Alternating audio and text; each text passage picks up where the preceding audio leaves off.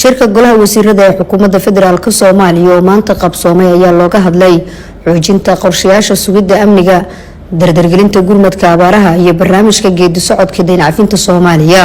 Ra'iisul Wasaaraha Xukuumadda Federaalka Soomaaliya Mudane Xamse Cabdi Barre oo gudoomiyay shirka golaha wasiirada ayaa ugu horeyn warbixin looga dhageystay wasiirka arrimaha gudaha taasi oo ku saabsaneyd halka ay marayaan howlaha gurmadka lagu samata bixinayo shacabka Soomaaliyeed iyo sida ay laga maarmaan u tahay in la sii xoojiyo gurmadka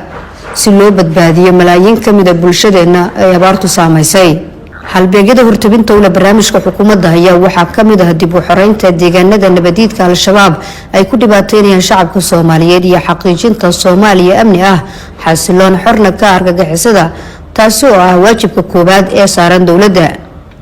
wasiirka amniga gudaha ayaa shirka golaha wasiirada ku soo bandhigay warbixin la xiriirta howlgaladii ugu dambeeyay ee ay sameeyeen ciidamada qalabka sida ee la xiriira sugidda amniga xasiloonida deegaanada lagu xoreeyay argagixisada nabadiidka ah. shirka golaha wasiirada ayaa intii uu socday waxaa lagu bogaadiyay abaabulka iyo dhiiranaanta ay beelaha Soomaaliyeed uga hortagayaan argagixisada isla markaana ay ku difaacayaan nafta iyo maalkooda ay banaysteen kooxaha arxanka daran ee al-shabaab ee ka socda gobollo badan oo kamid ah iyagoo garab ka helaya ciidamada qalabka sida. dawladda Soomaaliya ayaa sanadihii la soo dhaafay si weyn uga shaqeysay barnaamijka deyn cafinta. wasiirka maaliyadda ee xukuumadda federaalka Soomaaliya oo ka duulaya